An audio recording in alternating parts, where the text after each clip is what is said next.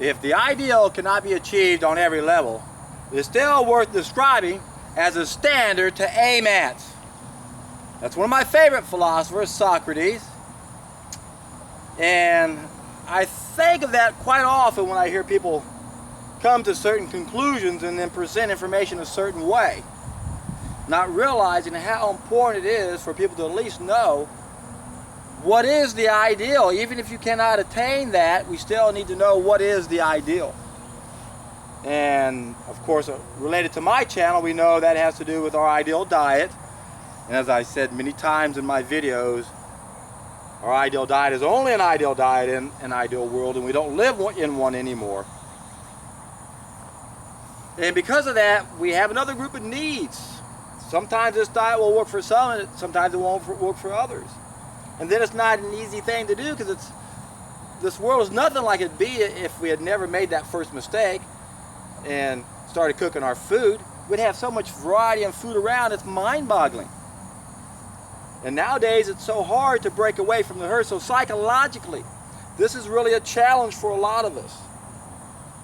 That's why when I try to help people understand how to be the best they can be, we got to look at the 5 biggest mistakes we're making. And all we have to do is try to cut back on all of those as much as we can. Especially the first one, that's the cooking of the food. Now, do we have to be 100%? I really don't know.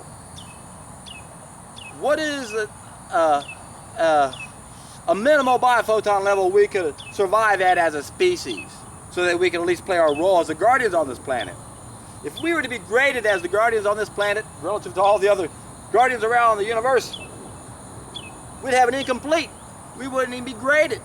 Got to have 6 senses to be able to take this test. We only have 5. Now, a lot of them have 6 and they still have a failing grade. We're so bad we don't even have a failing grade. That's how bad we are. And that's how important cooking our food is. Well, what about if I just have 1 cooked meal a day? Is that okay?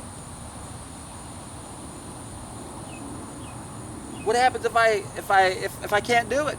Well, you know, one of the worst things we can do is beat up on ourselves. We have to understand how difficult this really is to break away from the herd, to find enough new foods to get excited about. And then a lot of people think, oh, I can reach a bigger audience if I get them to do this, but that's not going to do anything. That's not an idea as time has come. That's not going to heal people who are sick. Sure, it's a good stepping stone. In fact, a good way to start this program, if you're not ready for a solid food vacation, do something like George Malkmus. They allow their followers, and there's millions of them, they've been doing this for decades, to have raw food all day long, and then their last meal of the day, eat cooked food. Now, if you're following a raw till 4 protocol, that's a good transition to get you into a better state.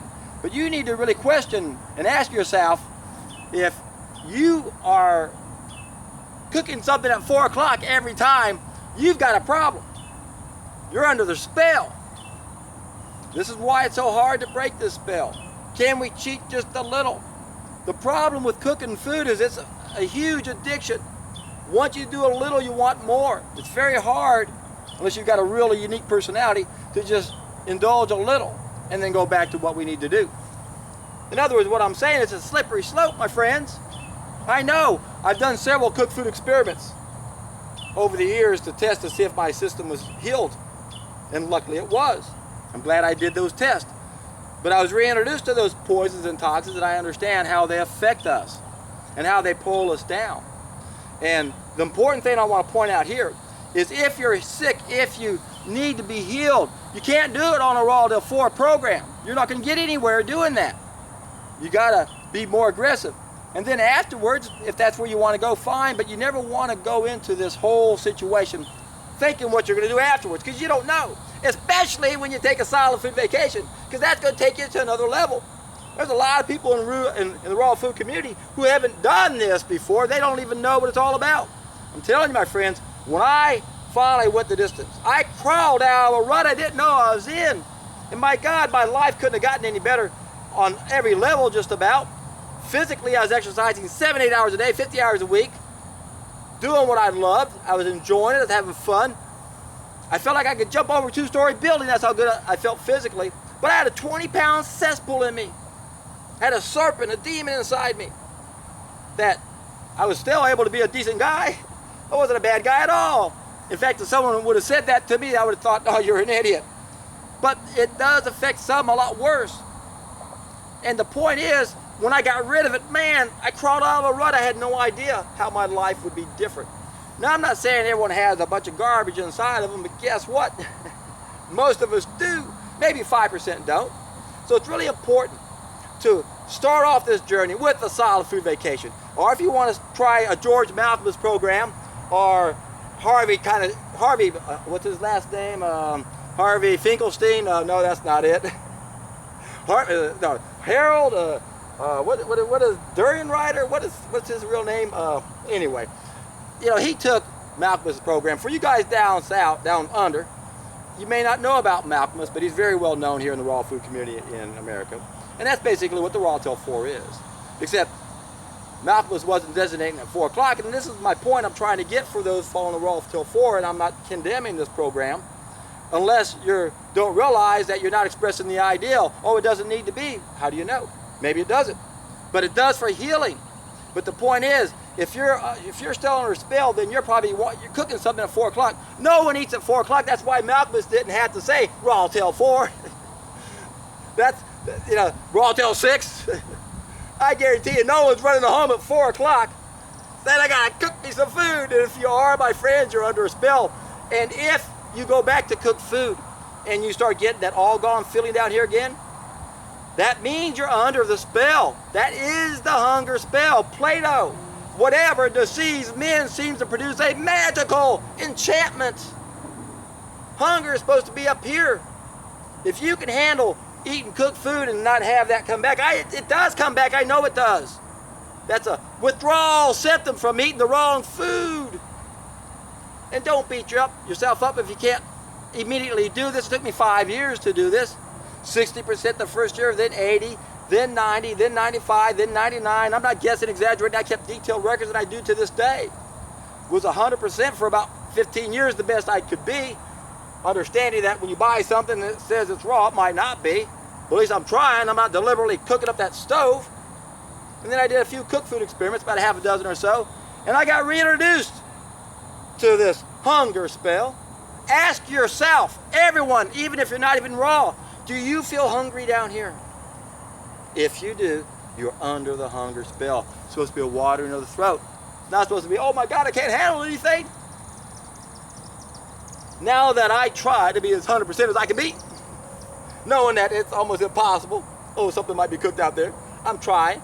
But because I'm not deliberately damaging something and creating all those malleable molecules, damaging the biophotons and the vitamins and the minerals, and what else is there to damage? Well, we got carbohydrates, they can caramelize.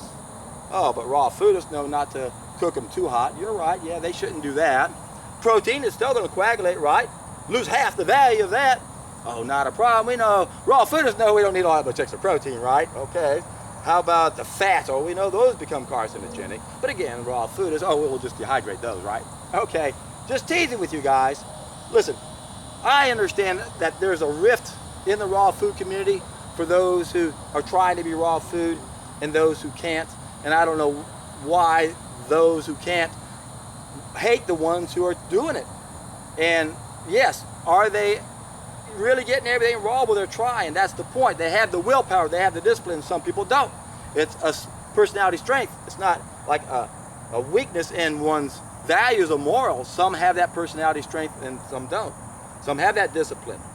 But again, what I'm trying to get at here is all we can do is be the best that we can be.